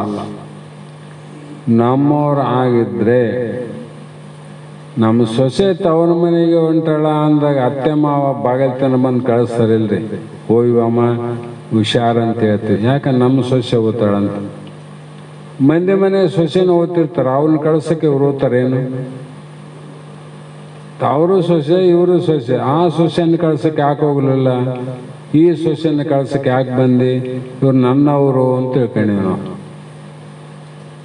ಪ್ರಪಂಚ ದೃಷ್ಟಿಯಿಂದ ನಮ್ಮವರು ಇಲ್ಲಂತಲ್ಲ. ಪಾರಮಾರ್ಥ ದೃಷ್ಟಿಯಿಂದ ನಿನ್ನವರೆಂಬುವರು ಯಾರಿಯರು? ನನ್ನವರನ್ನೋರು ಒಬ್ಬರು ಇಲ್ಲ. ಅದಕ್ಕಾಗಿ ನನ್ನವರು ಅಂತ ಆಗಿದ್ರೆ ಇವ್ರು ಯಾರಾದರೂ ಒಬ್ಬರು ನಮ್ಮನ್ನು ಕಳ್ಸಕ್ಕೆ ಬರ್ತಿದ್ರು. ಕಳ್ಸಕ್ಕೆ ಯಾರನ್ನ ಬಂದ್ರ ಇಲ್ತಾನೆ? ಬಹಳ ಬಂದಾರಂದ್ರೆ ಗಳಿಸಿದ ಧನ ಕನಕ ಮನೆಗೆ ನಂದು ಅಂತ ಗಳಿಸಿಟ್ಟಿದ್ದಿ, ನೀನು ಸತ್ತು ಹೋಗುವಾಗ ಅದು ವಸ್ತ್ರ ದಾಟಿ ಕೂಡ ಬರಂಗಿಲ್ಲ ಕಳ್ಸಕ್ಕೆ. ಅದಲ್ಲೇ ಸರಿ. ಇವನು ನೋಡು, ಅದು ಹೇಳಿ ನಗುತ್ತಿರ್ತಾನೆ, ನೀವು ಓದ್ತಿರ್ತಿದ್ದೆ ಅದು ನಗುತ್ತಿರ್ತದೆ. ಎಂಥ ಹುಚ್ಚಾನಿವನು. ಇದನ್ನ ಗಳಿಸೋಕ್ಕೋಸ್ಕರವಾಗಿ ನಂದಂತ ಎಲ್ಲ ತಂದಿಟ್ಟ. ಆದರೆ ಗಳಿಸಿದವನು ಹೋಗಿಬಿಟ್ನಲ್ಲ ಅಂತ ಆ ಬಂಗಾರ ಬೆಳ್ಳಿ ಹೇಳ್ತದೆ. ಗಳಿಸಿಟ್ಟ, ಇಟ್ಟವನು ಹೋಗಿಬಿಟ್ಟ. ಮತ್ತು ಬಹಳ ಆನೆ ಕುದುರೆ ಅಂಬಾರಿ ಆ ಮನೆಗಂದ್ರೂ ಕೂಡ ಅವು ನಿನ್ನ ಹೆಣ ಒಯ್ಯುವಾಗ ಎಲ್ತನ ಬರ್ತಾವ ಅಂದರೆ ಬಹಳ ಸಾಕಿದ ನಾಯಿ ಇತ್ತಂದರೆ, ಪ್ರೇಮ ಇತ್ತು ಅಂದರೆ ವಸ್ತ್ರದ ಆಡ್ತಾನೆ ಅವು ಬರ್ತಾವ. ಅಂಬ ಮಂಜದ ಓ ಅಂತ ನಾಯಿ ಅಂತದ. ಮತ್ತು ಇನ್ನೂ ಬಹಳ ಅಂದರೆ ಕೈ ಹಿಡಿದಂಥ ಹೆಂಡತಿ, ಹುಟ್ಟಿದಂಥ ಮಗ ಎಲ್ಲಿವರೆಗೆ ಬರ್ತಾರೆ ಅಂದರೆ ಕುಣಿತನಕ್ಕೆ ಬರ್ತಾರೆ. ಇಷ್ಟೇ ಅಲ್ಲ ಜಗತ್ತಿನ. ಯಾರೇ ಸಾಯಲಿ ಇಷ್ಟೇ. ಕೊನೆ ತನಕ ಯಾರು ಬಂದರು? ಕೊನೆ ತನಕ ಯಾರು ಬರಲಿಲ್ಲ. ಅದಕ್ಕೆ ನೀನು ಬರುವಾಗ ಒಬ್ಬ, ಹೋಗುವಾಗ ಒಬ್ಬ ಅಂತ ಯಾಕಂತಂದ್ರೆ, ಹೋಗುವಾಗ ಯಾರು ಜೊತೆಗೆ ಹೋಗಿದ್ರು ಅಂದರೆ ಬರುವಾಗ ಅವ್ರನ್ನೆಲ್ಲ ಕರ್ಕೊಂಡು ಬರ್ಬೇಕಾಗಿತ್ತು ನೀನು.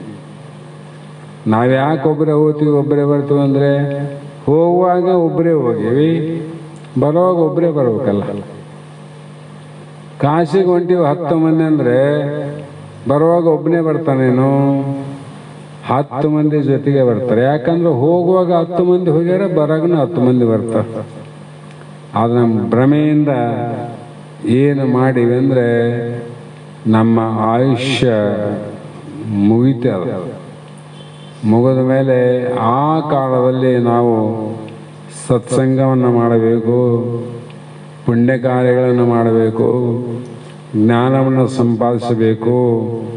ಮುಂದೆ ನರಕ ಲೋಕದಿಂದ ಪಾರಾಗಿ ಪುನಃ ಈ ಜನ್ಮ ಬರದಂತೆ, ಈ ಜನ್ಮ ದುಃಖ ಮರಣ ದುಃಖ ಯಾವುದು ಬರದಂತೆ ನಾನು ಸಮಾಧಾನ ಶಾಂತಿಯಾಗಿ ಇರಬೇಕು ಅಂತ ವಿಚಾರ ಮಾಡಿದ್ರಾಗ ಪ್ರಾಣ ಹೋಗ್ಬಿಡುತ್ತೆ ನೋಡ್ರಿ. ಏನು ಮಾಡ್ತದೆ? ಅದಕ್ಕೆ ಹೇಳ್ತಾರೆ ಮಹಾತ್ಮರು, ಯಾರಿಗೂ ನೀನು ಕಿವಿ ಒಡಬೇಡ. ಪ್ರಪಂಚರು ಹೇಳ್ತಿರ್ತಾರೆ, ಸಂಸಾರಕ್ಕೆ ಏನು ಗೊತ್ತು, ಏನು ಶಾಸ್ತ್ರ ಕೇಳ್ತೀರಿ, ಅಲ್ಲಿ ಹೋಗಿ ಏನು ಮಾಡ್ತೀರಿ, ಇದ್ದಂಥ ಸಮಯನ ವ್ಯರ್ಥ ಮಾಡ್ತೀರಿ. ಈ ಒಂದು ತಾಸಿನಲ್ಲಿ ಆ ಕೆಲಸ ಆತಿತ್ತು, ಈ ಕೆಲಸ ಆತಿತ್ತು, ಇನ್ನು ಮಾಡೋ ಕಾರ್ಯಗಳು ಭಾಳ ಅವ, ಅವೆಲ್ಲ ಬಿಟ್ಟು ಹುಚ್ಚಿಡ್ದಂಗೆ ನಿನ್ನ ಹೋಗಿ ಕುಂತಿಲ್ಲ ಅಂತ ಅವ್ರು ಅಂತಿರ್ತಾರೆ. ಅವ್ರು ಅಷ್ಟೇ ಅಂತಿರ್ತಾರೆ. ಆದರೂ ಕೂಡ ಅವರ ಮಾತನ್ನು ಕೇಳಬೇಕು, ಲಕ್ಷ್ಯದಲ್ಲಿಟ್ಟಿರಬಾರ್ದು. ಅವನು ಹೋಗುವಾಗ ಬೈದ್ನಲ್ಲ, ಟ್ರೈನ್ನಲ್ಲಿ ಹೋಗುವಾಗ ಅವನ ಲಕ್ಷ್ಯದಾಗ ತೊಗೊಂಡೇನ ಅವನು. ಅದರಂತೆ ಪ್ರಪಂಚಕರ ಮಾತುಗಳನ್ನು ಲಕ್ಷ್ಯದಕ್ಕೆ ಅವರು ಕೇಳಬೇಕು, ಕೇಳಬಾರ್ದಂತಲ್ಲ, ಕೇಳಬೇಕು. ಆದರೆ ನಮ್ಮ ಲಕ್ಷ್ಯದಲ್ಲಿ ತಗೊಳ್ಳಾರ್ದೆ ಇವೆಲ್ಲ ನಮ್ಮನ್ನು ದಾರಿ ತಪ್ಪಿಸಲಿಕ್ಕೆ ಬಂದಂತವೆ ಅಂತ ನಾವು ತಿಳ್ಕೊಂಡು ನಮ್ಮ ದಾರಿಯನ್ನು ನಾವು ಹಿಡಿದೋಗ್ಬೇಕಂತ ಈ ನಿಮ್ಮ ಆತ್ಮನು ಹೇಳಿ, ಹೀಗೆ ಆತ ಯಾರಿಗೆ ಕುಚೇಲನು ತನ್ನ ನಿಶ್ಚಯದಿಂದ ಎಂಥ ದಾರಿದ್ರ್ಯ ಅಂತ ಶ್ರೀಕೃಷ್ಣನ ಆತ ಗೆಳೆಯನಾಗಿದ್ದು ಎಂಥ ಭಕ್ತಿ ಇತ್ತು ಅಂದರೆ, ಅದಕ್ಕೆ ಕುಚೇಲನ ಅವಲಕ್ಕಿ ತಗೊಂಡು ಕೃಷ್ಣ ಭಗವಂತನಿಗೆ ಬಹಳ ಇಷ್ಟ ಅಂತ ಬಡತನದಲ್ಲಿ ಹೋಗಿದ್ದು ನೋಡ್ರಿ. ಯಾಕೆ ಹೋದ ಅಂದರೆ ತನ್ನ ಬಡತನವನ್ನು ವಿಚಾರ ಮಾಡಲಿಲ್ಲ, ತನ್ನ ಕಷ್ಟ ಕಾರ್ಪಣ್ಯಗಳನ್ನು ವಿಚಾರ ಮಾಡಲಿಲ್ಲ. ಬೇಕಾದ ಬರಲಿ, ಆದರೆ ಭಗವಂತನ ಗೆಳೆಯನ ದರ್ಶನವನ್ನು ಮಾಡಬೇಕು ಅಂತ ಅಂಥ ಪರಿಸ್ಥಿತಿಯಲ್ಲಿ ಕೂಡ ಪ್ರಯತ್ನ ಮಾಡಿದ ನೋಡ್ರಿ. ಆ ಪ್ರಯತ್ನದಿಂದ ಏನಾಯಿತು, ಕೃಷ್ಣ ಭಗವಂತನ ಭೇಟಿಯಾಗಿ ಮರಳಿ ಕುಚೇಲನ ತನ್ನ ಮನೆಗೆ, ಊರಿಗೆ, ಗ್ರಾಮಕ್ಕೆ ಬರುವುದರೊಳಗಾಗಿ ಶ್ರೀಕೃಷ್ಣ ಭಗವಂತ ಕುಚೇಲನ ಬಡತನವನ್ನು, ಅವನ ಕಷ್ಟ ದಾರಿದ್ರ್ಯಗಳನ್ನು ಸೂಕ್ಷ್ಮವಾಗಿ ತಿಳ್ಕೊಂಡ. ಏನು ನಮ್ಮ ಗೆಳೆಯನಿಗೆ ಇಂಥ ಕಷ್ಟ, ಅದು ನನ್ನ ಗೆಳೆಯನಾಗಿ ನನ್ನಲ್ಲಿ ಭಕ್ತಿಯನ್ನು, ನನ್ನಲ್ಲಿ ಶ್ರದ್ಧೆ ವಿಶ್ವಾಸ ಇಟ್ಟವನಿಗೆ ಈ ಗತಿ ಆದಂದರೆ ಛೆ ಇದಾಗಬಾರ್ದಂದ. ಇನ್ನು ಭಕ್ತಿಗೆ ಏನು ಫಲ ಏನದಂತ ಬಹಳ ಮಂದಿ ಭಕ್ತಿ ಮಾಡೋರ, ಅದಕ್ಕೇನು ಪ್ರತಿಫಲ ಇರಬೇಕಲ್ಲ. ಹೀಗಾಗಿದಂದರೆ ಇಲ್ಲಂತ ತಾನೇ ಗಮನದಲ್ಲಿಟ್ಟುಕೊಂಡು ಕುಚೇಲ ಮರಳಿ ತನ್ನ ಗ್ರಾಮಕ್ಕೆ ಬರೋದ್ರೊಳಗಾಗಿ ಆ ಗುಡಿಸಲು ಅರಮನೆಯಾಗಿತ್ತು ನೋಡ್ರಿ. ಗುಡಿಸಲು ಕೃಷ್ಣ ಭಗವಂತನ ಕೃಪೆಯಿಂದ ಅರಮನೆಯಾಗಿತ್ತು. ಆ ರೀತಿಯಾಗಿ ನಾವು ಕೂಡ ಯಾವಾಗಲೂ ದೇಹಕ್ಕೆ ನೆರಳಿನಂತೆ, ಬಾಯಿಯಲ್ಲಿ ನಾಲಿಗೆಯಂತೆ ಪತಿಯನ್ನ ಎಲ್ಲ ವಿಧದಲ್ಲಿಯೂ ಅನುಸರಿಸುವ ಸಾಧ್ಯಮಣಿ ಯಾರು ಅಂದರೆ ಏಕನಾಥರ ಪತ್ನಿ ಅಂತ. ಹೇಗಿದ್ಲು ಅಂದರೆ, ನಮ್ಮ ದೇಹದಲ್ಲಿ ಇರ್ತಕ್ಕಂಥ ನೆರಳು ಹೇಗಿದೆ ಅದು ನಮ್ಮನ್ನು ಬಿಟ್ಟಿಲ್ಲ ನೋಡ್ರಿ. ಹೆಂಡರು ಮಕ್ಕಳು ಹೊಲ ಮನೆ ನಮ್ಮನ್ನು ಬಿಟ್ಟಾವ, ಆದರೆ ನಮ್ಮ ನೆರಳು ನಮ್ಮನ್ನು ಬಿಟ್ಟೇ ಇಲ್ಲ. ನೀ ಮುಂದಕ್ಕೆ ಹೋದೆ, ನಿನ್ನ ನೆರಳು ಮುಂದೆ ಬಂತು, ನೀ ಹಿಂದಕ್ಕೆ ಹೋದೆ, ನಿನ್ನ ನೆರಳು ಹಿಂದೆ ಬಂತು. ಅಂದರೆ ನಿನ್ನ ಬಿಟ್ಟು ನೆರಳಂಗಿಲ್ಲೋ ಅದೇ ರೀತಿಯಾಗಿ ಏಕನಾಥನಿಗೆ ಅನುಕೂಲವಾದ ಪತ್ನಿ ಒಬ್ಳಿದ್ಲು. ಹೇಗೆ ಅಂದರೆ ಬಾಯಿಯಲ್ಲಿ ನಾಲಿಗೆಯಂತೆ, ಬಾಯಿಯಲ್ಲಿ ನಾಲಿಗೆ ಅದಲ್ಲ, ಒಂದಕ್ಕೊಂದು ಬಿಟ್ಟಾವೇನು, ಕಣ್ಣು ಒಂದು ಕಡೆ, ಕಿವಿ ಒಂದು ಕಡೆ, ಇವೆಲ್ಲ ಬೇರೆ ಬೇರೆ. ಆದರೆ ನಾಲಿಗೆ ಬಾಯಿ ಒಂದೆಲ್ಲ, ದೂರ ದೂರ ಇಲ್ಲ. ಕಣ್ಣಿಗೆ ಕಿವಿಗೆ ದೂರ ಅದ, ಕಣ್ಣಿಗೆ ಮೂಗಿಗೆ ದೂರ ಅದ, ಮೂಗಿಗೆ ದೂರ ಅದ, ಕೈಗೆ ಕಾಲಿಗೆ ದೂರ ಅದ, ಹೊಟ್ಟೆಗೆ ಬೆನ್ನಿಗೆ ದೂರ ಅದ, ಪಾದಕ್ಕೆ ಮತ್ತು ಮಸ್ತಕಕ್ಕೆ ದೂರ ಅದ. ದೂರ ಬಿಡ್ರಿ. ಆದರೆ ಬಾಯಿ ಮತ್ತು ನಾಲಿಗೆ ಈ ರೀತಿ ಸ್ವಾಮಿ ಗುಣವಂತಳಾದ ಸತಿಯನ್ನು ಕೊಟ್ಟು ನಿನ್ನ ಭಕ್ತಿಗೆ ಎಷ್ಟೋ ಅನುಕೂಲವನ್ನು ಕಲ್ಪಿಸಿದೆ. ನಿನ್ನ ದಯೆ ಎಂದು ಅವನು ಭಗವಂತನನ್ನು ಪ್ರಶಂಸೆ ಮಾಡುತ್ತಿದ್ದ. ಅದು ಸರಿಯೇ, ಇದು ಸರಿಯೇ ಅಂತ ನೋಡಿದ್ರೆ ಸರ್ವತ್ರ ಸಮಬುದ್ಧಿಯೇ ಸರಿ ಅಂತ ಏಕನಾಥ ಭಗವಂತನಲ್ಲಿ ಕೇಳ್ತಿದ್ದ. ಇಂಥ ಸಾಧ್ವಿಮಣಿ, ಇಂಥ ಗುಣವಂತಿಯನ್ನು ನೀನು ನನಗೆ ಕೊಟ್ಟಿದ್ದಿ ಅಂದಮೇಲೆ ಇನ್ನೇನು ಭಗವಂತ ಅಂತ ಆತ ಪ್ರಶಂಸೆ ಮಾಡ್ತಿದ್ದ. ಹಾಗಾಗಿ ನಾವು ಕೂಡ ಈ ಜನ್ಮದಲ್ಲಿ ಅಂಥ ಒಂದು ಉತ್ತಮವಾದ ಸತಿ, ಅಂಥ ಸದ್ಗುಣವಂತಿಯಾದ ತಾಯಿ ನಮಗೆ ಸಿಕ್ಕಿದ್ಲು ಅಂದರೆ ಅದು ಕೂಡ ಪೂರ್ವ ಜನ್ಮದ ಪುಣ್ಯ ಅಂತ ತಿಳ್ಕೋಬೇಕು ನೋಡ್ರಿ. ಪಾರಮಾರ್ಥ ಸಾಧನೆಗೆ ಸಹಕಾರ ಕೊಡುವಂಥ ಹೆಂಡತಿ ಆದರೂ ಕೂಡ ಈ ಪಾರಮಾರ್ಥದಲ್ಲಿ ಪ್ರವೇಶ ಮಾಡಲಿಕ್ಕೆ ಪ್ರೋತ್ಸಾಹ ಮಾಡುವಂಥ ತಾಯಿ ಇದ್ದರೆ ಅವರು ಸಾಮಾನ್ಯರಲ್ಲ. ಹಿಂದಿನ ಜನ್ಮದಲ್ಲಿ ಅನಂತ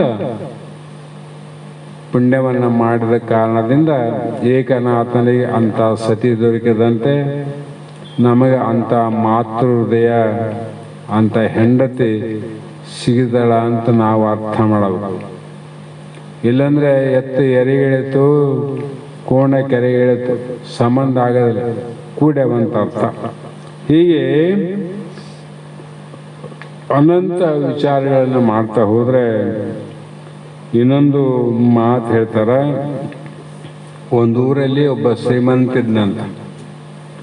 ಆತನಿಗೆ ಬಹು ದಿನಗಳಿಂದ ಅಜೀರ್ಣವಾದ ವ್ಯಾಧಿ ಮತ್ತು ಔಷಧಗಳು, ಚಿಕಿತ್ಸೆಗಳು, ಉಪಚಾರಗಳು, ವೈದ್ಯರು ಬೇಕಾದ ಕರ್ಮಕಾಂಡವೆಲ್ಲ ಮುಗಿಯಿತು. ಅವನಿಗೇನು ಬೇಕಾದ ಅಜೀರ್ಣ ವ್ಯಾಧಿ ಅಂದರೆ ಏನೇನು ಊಟ ಮಾಡಲಿ ಜೀರ್ಣನ ಆಗ್ತಿದ್ದಿಲ್ಲ. ಅದಕ್ಕಾಗಿ ಅನಂತ ಔಷಧ, ಅನಂತ ಚಿಕಿತ್ಸೆ, ಉಪಚಾರ ಮತ್ತು ಏನಾದರೂ ಮಾಡಬೇಕಂತ ಕರ್ಮಕಾಂಡಗಳಲ್ಲಿ ಬಂದವಲ್ಲಿ. ಈಗ ಪಂಚಕರ್ಮ ಅನ್ನುವಂಥ ಕೆಲವು ಕರ್ಮಗಳು ಬಂದವ, ಅವನು ಆಯಿತು. ಆದರೆ ರೋಗ ಮಾತ್ರ ಏನಾಗಲಿಲ್ಲ. ನಿರಾಶೆ ಆಯಿತು ಅವನಿಗೆ. ದಿನಗಳನ್ನು ಕಳೆಯುತ್ತಾ ಹಿಂಗೆ ಹೊತ್ತುಗಳೆದ. ಅವನ ಪುಣ್ಯವೇ ಎಂಬಂತೆ ಒಬ್ಬ ಮಹನೀಯರು ಬಂದು ಶ್ರೀಮಂತನ ಸ್ಥಿತಿಗತಿಯನ್ನು ಕೇಳಿ ಈಗಂದ, ಏನಾದಪ್ಪ ನಿಮಗೆ? ಎಲ್ಲ ಆದರೆ ಎಲ್ಲ ಶ್ರೀಮಂತಿಕೆ ಆದ, ಧನ ಕನಕ, ತಂದೆ ತಾಯಿ, ಅಣ್ಣ ತಮ್ಮ, ಮಗು, ಎಲ್ಲ ರೀತಿ ಆದ. ಆದರೆ ನನಗೊಂದು ಯಾರೂ ಕಳೆಯಲಾದಂಥ ಒಂದು ರೋಗ ಆದಂದ. ಈ ಅಂದ್ಕೊಂಡು ಏನು ಮಾಡ್ತೀರಿ? ಎಲ್ಲ ಕೊಟ್ಟ ಭಗವಂತ ಉಣಲಿಕ್ಕೆ ಆರೋಗ್ಯವನ್ನು ಕೊಡಲಿಲ್ಲ ಅಂದರೆ ಎಲ್ಲ ಇದ್ದೂ ಕೂಡ ಏನು ಪ್ರಯೋಜನ ಆಯ್ತಂತ? ಏನು ಪ್ರಯೋಜನ ಇಲ್ಲ. ಆವಾಗ ಶ್ರೀಮಂತನ ಸ್ಥಿತಿಗತಿಯನ್ನು ಆತ ಕೇಳಿ, ಅಯ್ಯ, ನಿನ್ನ ವ್ಯಾಧಿಯು ಪೂರ್ತಿ ವಾಸಿಯಾಗುವುದಿಲ್ಲ. ಉಪಶಾಂತಿಗಾಗಿ ಒಂದು ಚುಟುಕ ಹೇಳುತ್ತೇನೆ, ಅದನ್ನು ಆಚರಣೆ ಮಾಡೋಂದ. ಪೂರ್ಣ ರೋಗ ಕಳೆಯಕ್ಕಾಗೋದಿಲ್ಲಪ್ಪ, ತಾತ್ಕಾಲಿಕವಾಗಿ ನಿನಗೆ ಅನುಕೂಲ ಆಗುವಂಥ ಒಂದು ಹೇಳ್ತೀನಿ, ಕೇಳ್ತೇನಂದ. ಆವಾಗ ಸ್ವಲ್ಪ ನೆಮ್ಮದಿ ಆಗ್ತದ. ಬಹಳ ನೆಮ್ಮದಿ ಆಗೋದಿಲ್ಲ, ಭಾಳ ಸಮಾಧಾನ ಆಗೋದಿಲ್ಲ. ಭಾಳ ಸಮಾಧಾನ ಯಾವಾಗ ಆಗೋದು? ಪರಮಾತ್ಮನ ಸಮೀಪ ಯಾವಾಗ ಹೋಗ್ತಿದ್ದಿ ಅವಾಗೇ ನಿನಗೆ ಸಮಾಧಾನ ಆಗೋದು. ನಾವಿಷ್ಟು ಜನ್ಮದಲ್ಲಿ ಎಷ್ಟೋ ಮಂದಿ ಆಗಿ ಹೋಗಿರ್ಬೋದು, ಎಷ್ಟು ಮಂದಿ ತಂದೆ ತಾಯಿಗಳು ಆಗಿರೋರು ಗೊತ್ತಿಲ್ಲ, ಎಷ್ಟು ಮಂದಿ ಗಂಡ ಹೆಂಡತಿ ಆಗಿ ಹೋಗಿರೋ ಗೊತ್ತಿಲ್ಲ, ಎಷ್ಟು ಮಂದಿ ಮಕ್ಕಳಾಗಿರೋ ಗೊತ್ತಿಲ್ಲ. ನಮಗೆ ನೆನಪಾಗಲ್ಲ, ಹಿಂದೆ ಯಾರಿದ್ರು ತಂದೆ ತಾಯಿ, ಹಿಂದೆ ಅಣ್ಣ ಯಾರಿದ್ರು, ಹಿಂದೆ ಹೆಂಡತಿ ಯಾರಿದ್ಲು, ಎಷ್ಟು ಮಧ್ಯದಲ್ಲಿ ಇದ್ರೂ ಕೂಡ ನಮಗೆ ದುಃಖದ ರೋಗ ಹೋಗಿದೇನು? ಹೆಚ್ಚಾಗದೇನ ರೋಗ ಹೋಗಿಲ್ಲ. ಯಾರ ಮನೆಗೆ ನೋಡು ಏನಾದ್ರು ಒಂದು ಸಮಸ್ಯೆ ಇದ್ದೇ ಇರ್ತದೆ. ಅವನು ಹೇಳಿದ, ಕರಿಯ ಉಪ್ಪಿನ ಹರಳುಗಳನ್ನು ಜೇಬಿನಲ್ಲಿಟ್ಟುಕೊಂಡು ಎಡೆಬಿಡದೆ ಬಾಯಿಯಲ್ಲಿ ಹಾಕಿಕೊಳ್ಳುತ್ತಾ ಆ ರಸವನ್ನು ನುಂಗುತ್ತಾ ಇರ್ಬೇಕಂತ ಹೇಳಿದ. ಕರಿ ಉಪ್ಪಿನ ಹರಳು ಬಾಯಲ್ಲಿ ಹಾಕಿ ಯಾವಾಗಲೂ ಆ ಉಪ್ಪಿನಿಂದ ಉತ್ಪತ್ತಿ ಆಗುವ ರಸವನ್ನು ನೀನು ನುಂಗ್ಯಾಂತ ಇರಬೇಕು. ಇದು ನಿನ್ನ ವ್ಯಾಧಿಗೆ ಉಪಶಾಂತಿ ಲಭಿಸುತ್ತದೆ. ಪರಮಶಾಂತಿ ಅಲ್ಲ, ಉಪಶಾಂತಿ ಅಂತ. ಈಗ ಬಹಳ ಬೇನೆ ಬಹಳ ಆಯ್ತಂದ್ರೆ ಏನು ಮಾಡ್ತೀವಿ ನಾವು? ಅದಕ್ಕೇನಂತೀವಿ? ಆ್ಯಂಟಿಬಯೋಟಿಕ್ ಇಲ್ಲ, ಪೇನ್ ಕಿಲ್ಲರ್ ಒಂದು ಟ್ಯಾಬ್ಲೆಟ್ ತೊಗೊತೀವಿ. ಅದು ಎಷ್ಟೊತ್ತು ಸಮಾಧಾನ? 1 ತಾಸು 2 ತಾಸು ನೋವು ಕಡಿಮೆ ಆದಂಗೆ ಆಗ್ತದೆ, ಮತ್ತೆ ಪ್ರಾರಂಭ ಆಗ್ತದೆ. ಅದ್ರಂಗೆ ನಾನು ಕೊಡೋದು ಕೂಡ ಸ್ವಲ್ಪ ಶಾಂತಿ ಆಗ್ತದೆ, ಆಮೇಲೆ ರೋಗದ ಬಾಧೆ ಇರ್ತದ ತಗೊಂಡು. ಆಗ ಧನವಂತನು ಆ ಮಾರ್ಗವನ್ನೇ ಅನುಸರಿಸಿದ. ಅವನಿಗೆ ಹೆಂಗನಾಗಲಿ ಸ್ವಲ್ಪ ಆದ್ರೆ ಕಡಿಮೆ ಆಗುತ್ತಲ್ಲಪ್ಪ ಅಂತೇಳಿ ಆತ ಹೇಳಿದಂತೆ ಮಾಡಿದ. ಸ್ವಲ್ಪ ಗುಣಮುಖವಾಗಿಯೇ ಇದ್ದ, ಸ್ವಲ್ಪ ಗುಣ ಆಗಿತ್ತು. ಆಗ ಎಡೆಬಿಡದ ಉಪ್ಪನ್ನು ಬಾಯಿಯಲ್ಲಿ ಇಟ್ಟುಕೊಳ್ಳುವುದು ರೂಢಿಯಾಗಿಬಿಡ್ತು. ಏನಾಯ್ತು? ಯಾವಾಗಲೂ ಬಾಯಿಯಲ್ಲಿ ಉಪ್ಪನ್ನು ಹಾಕಿಕೊಳ್ಳೋ ರೂಢಿ ಆಯ್ತು ನೋಡ್ರಿ. ನಾವು ಭಾಳ ಪೇನ್ ಕಿಲ್ಲರ್ ತೊಗೊಂಡ್ರೆ ಅದು ರೂಢಿ ಆಗ್ತದ. ಪ್ರತಿನಿತ್ಯ ನಾವು ತಗಂತ ಹೋಗ್ಬೇಕು, ತಗೊಳ್ಳೇಬೇಕಾದ ರೂಢಿ ಆಗ್ಯದ, ಅಭ್ಯಾಸ ಆಗ್ಯದ. ಹಾಗಾಗಿ ಹೀಗಿರುವಲ್ಲಿ ಒಂದು ದಿನ ದೀಪಾವಳಿ ಹಬ್ಬ ಬಂತು. ಪ್ರತಿ ದೀಪಾವಳಿಗೆ ಶಾಲಾ ಮಕ್ಕಳಿಗೆ ಮಿಠಾಯಿ ಹಂಚುವ ಪದ್ಧತಿ ಇತ್ತು ಒಂದು ಶ್ರೀಮಂತಂದು. ತಾನೇ ಮಿಠಾಯಿ ಅಂಗಡಿಗೆ ಹೊರಟ. ಮಿಠಾಯಿ ಅಂಗಡಿಗೆಲ್ಲ ಒಂದೇ ಸಾಲಿನಲ್ಲಿದ್ದವು. ಮೊದಲನೇ ಅಂಗಡಿಗೆ ಹೋಗಿ ಒಂದು ಮಣ ಮಿಠಾಯಿಯನ್ನು ವ್ಯಾಪಾರ ಮಾಡಿದ. ಎರಡನೇ ಅಂಗಡಿಗೆ ಹೋದ, ಒಂದು ಶಾಂಪಲ್ ಚೂರನ್ನು ಬಾಯಿಗೆ ಹಾಕಿದ. ಆವಾಗ ಏನಾಯಿತು ಅಂದರೆ, ಬಾಯಿಯಲ್ಲಿದ್ದ ಉಪ್ಪಿನ ರಸದೊಂದಿಗೆ ಬೆರೆತು ಮಿಠಾಯಿಯು ಉಪ್ಪಾಗಿ ಕಾಣಿತು. ಮಿಠಾಯಿ ಸಿಹಿ ಇರ್ತದಿಲ್ಲ, ಆದರೆ ಬಾಯಲ್ಲಿ ಹಾಕ್ಕೊಂಡು ನೋಡ್ತಾನೆ ಶಾಂಪಲ್ ಉಪ್ಪುಪ್ಪ. ಮಿಠಾಯಿ ಸಿಹಿ ಅದ, ಆದರೆ ಅವನ ಬಾಯಿಗೆ ಉಪ್ಪುಪ್ಪಾಗ್ಯದ. ಕಾರಣ ಏನು? ಮೊದಲಿನ ಉಪ್ಪಿನ ಹರಳೇನದಲ್ಲ, ಅದ್ರ ಜೊತೆ ಮಿಠಾಯಿ ಸೇರಿ ಇದು ಉಪ್ಪುಪ್ಪಾಯ್ತು ನೋಡ್ರಿ. ಹೀಗೆ ಬಾಯಲ್ಲಿದ್ದ ಉಪ್ಪಿನ ರಸದೊಂದಿಗೆ ಬೆರೆತು ಮಿಠಾಯಿಯು ಉಪ್ಪಾಗಿ ಕಂಡಿತು. ಆಗ ಏನು ಮಾಡಿದ ಇವನ್ ತಿಳ್ಕೊಂಡ, ಈ ಮಿಠಾಯಿ ಚೆನ್ನಾಗಿಲ್ಲ, ನಾನು ಉಪ್ಪುಪ್ಪ ಈ ಅಂಗಡಿಗಳ ಸರಕು ಸರಿ ಇಲ್ಲ ಅಂತ ತಿಳ್ಕೊಂಡು ಆತ ಏನು ಮಾಡಿದ, ಮತ್ತೆ ಇನ್ನೊಂದು 3ನೇ ಅಂಗಡಿಗೆ ಹೋದ. ಅಲ್ಲಿಯೂ ಕೂಡ ಅದೇ ಗತಿ ವರ್ಷಾಗಿ ಆತಗ ಆ ಮಿಠಾಯಿ ಕೂಡ ಉಪ್ಪುಪ್ಪಾಯಿತು. ಆವಾಗ ಸುಮ್ಮನೆ ಅಂಗಡಿಗಳೆಲ್ಲ ಸುತ್ತಾಡಿ ಕೊನೆಯ ಅಂಗಡಿಯವನು ಆ ಸಾಹುಕಾರನು ಬೀಳುವ ಅವಸ್ಥೆಯನ್ನು ಕಂಡ, ಜೋಲಿ ಹೋಗೋ ಅವಸ್ಥೆ ಕಂಡ. ತನ್ನ ಅಂಗಡಿಗೆ ಬಂದು ವ್ಯಾಪಾರ ಪ್ರಾರಂಭಿಸುವ ಮೊದಲೇ, ಸ್ವಾಮಿ ಮೊದಲು ಈ ಕೊಳಾಯಿಗೆ ಹೋಗಿ ಬಾಯಿಯನ್ನು ಶುದ್ಧವಾಗಿ ತೊಳ್ಕೊಂಬ. ಮೊದಲು ಬಾಯಿ ತೊಳ್ಕೊಂಬ, ಅವನಿಗೆ ಗೊತ್ತಿತ್ತು. ನಂತರ ಮಾತಾಡಮಂದ. ಏನ್ರಿ ಮಿಠಾಯಿ ಅಂತ ಮೋಸ ಮಾಡಕತ್ರಿ, ಉಪ್ಪನ್ನು ಮಿಠಾಯಿ ಅಂತ ಮಾರಕತ್ತೀರಿ ಅಂತ ಅಂಗಡಿ ಸುತ್ತಾಡಿ ಇದನ್ನ ಹೇಳಕತ್ತ. ಎಲ್ಲರೂ ಮೋಸ ಮಾಡಕತ್ತಾರ. ಮಿಠಾಯಿ ಉಪ್ಪು ಮಿಠಾಯಿನ ಸಿಹಿ ಅಂತ ಮಾಡ್ತಾರ. ಆ ಕೊನೆ ಅಂಗಡಿ ಹುಷಾರಿದ್ದ, ಇವನಿಗೆ ಏನು ಆಗ್ಯದ ಗೊತ್ತಾಯ್ತು. ಬಾಯಿ ಕೆಟ್ಟದ ಇವನಿಗೆ. ಅದಕ್ಕೆ ಏನು ಹೇಳ್ದ, ಮೊದಲು ಬಾಯಿ ತೊಕೊಂಬ, ಆಮೇಲೆ ಮಾತಾಡೋಣ ಹೇಳಿ ನಂತರ ಮಿಠಾಯಿಯನ್ನು ಬಾಯಿಯಲ್ಲಿ ಹಾಕಿಕೊಂಡು ಈಗ ಹೆಂಗಾದಂತ ಕೇಳಿದ. ಸಿಹಿ ಆದ ನೋಡ್ರಿ, ಹೆಂಗದ ಸಿಹಿ ಆದಂದಾಗ ಬಾಯಿಯಲ್ಲಿ ಉಪ್ಪನ್ನು ಇಟ್ಟುಕೊಂಡು ಎಂಥ ಮಿಠಾಯಿಯನ್ನು ತಿಂದರೂ ಉಪ್ಪಾಗಿ ಕಾಣ್ತದೆ. ನಮ್ಗೆ ಸಿಹಿಯಾಗಿ ಕಾಣ್ತದಂడి? ಇಲ್ಲ. ಅದರಂತೆ ಇಂದಿನ ವಿಷಯ ವಾಸನೆಗಳನ್ನು ಅಂತಃಕರಣದಲ್ಲಿಟ್ಟುಕೊಂಡು ಮೊದಲಿನ ದೋಷಗಳನ್ನು ಮನಸ್ಸಿನಲ್ಲಿ ನಾವು ಇಟ್ಟುಕೊಂಡಿವಲ್ಲ, ಎಷ್ಟು ಬಾರಿ ವೇದಾಂತ ಶ್ರವಣ ಮಾಡಿದರೂ ಅದು ರುಚಿಸದು, ಆ ರುಚಿನೇ ಆಗೋದಿಲ್ಲ. ಯಾಕಂದರೆ ಮೊದಲು ಏನು ಅವು ಹೊರಗೆ ಹೋಗತ್ತಾನೆ ಇವು ರುಚಿ ಆಗೋದಿಲ್ಲ. ಉಪ್ಪು ಬಿಡ್ತಾನೆ ಬೆಲ್ಲ ಹೆಂಗೆ ಸಿಹಿ ಆಗ್ತದೆ, ಉಪ್ಪು ಬಿಟ್ಟಾಗ ಬೆಲ್ಲ ಸಿಹಿ ಆಗ್ತದೆ. ಅದಂತೆ ಮೊದಲಿನ ವಿಷಯ ವಾಸನೆಗಳನ್ನು ಬಿಡಬೇಕು. ಏನು ವಿಷಯ ವಾಸನೆಗಳು ಅಂದರೆ 3: ಶಬ್ದ, ಸ್ಪರ್ಶ, ರೂಪ, ರಸಗಂಧ ಅನ್ನುವಂಥ ವಿಷಯ ವಾಸನೆಗಳು. ಈ ವಾಸನೆಗಳಲ್ಲಿ ಮಹಾತ್ಮನ ಅನಂತ ಕಡೆ ಅನಂತ ರೀತಿ ಹೇಳಿದ್ರು ಕೂಡ ಲೋಕವಾಸನೆ, ದೇಹ ವಾಸನೆ, ಶಾಸ್ತ್ರ ವಾಸನೆ ಅಂತ 3 ದೊಡ್ಡ ವಾಸನೆ ಇವು. ಏನು ದೇಹ ವಾಸನೆ ಅಂದರೆ ಪಂಚಮಹಾಭೂತದ ಶರೀರವನ್ನು ಇದು ನಾನು ನಂದಂತ ಏನು ಅನ್ಕೊಂಡಿವಲ್ಲ, ಇದೆ ನೋಡಿ ದೇಹ ವಾಸನೆ. ದೇಹ ನಾನೆಂಬ ಬುದ್ಧಿಯೇ ದೇಹ ವಾಸನೆ. ವಿಚಾರ ಮಾಡಿ ನೋಡಿ, ಇದನ್ನು ವಿಚಾರ ಮಾಡಿ ದೇಹ ನಾನು ಅಲ್ಲ ಅಂತ ಯಾವಾಗ ಜ್ಞಾನ ಆಗ್ತದೋ ಆವಾಗ ಈ ವಾಸನೆ ಬಿಡಕ್ಕೆ ಬರ್ತದೆ. ಬೆಂಕಿ ಸುಡ್ತದಂತ ಪಕ್ಕ ಯಾವಾಗ ಆಗ್ತದ, ಬೆಂಕಿ ಆವಾಗ ಮುಟ್ಲಾರ್ದಂಗೆ ಆಗ್ತಾನೆ. ದೇಹ ವಾಸನೆ ಪಂಚಮಹಾಭೂತದ ದೇಹ ಅದ, ಅದು ಅನಿತ್ಯ ಅದ, ಅದು ಮಾಯಾ ನಿರ್ಮಿತವಾದ. ಈ ಶರೀರವನ್ನು ನಾನು ಅಂತ ತಿಳ್ಕೊಂಡವಲ್ಲ, ಈ ಶರೀರ ನೀನೆಲ್ಲ ಅನ್ನುವಂಥ ದೇಹವಾಸನ ಹೋಗ್ತದೆ. ದೇಹವಾಸನ ಹೋದಾಗ ಲೋಕವಾಸನ ಹೋಗ್ತದೆ.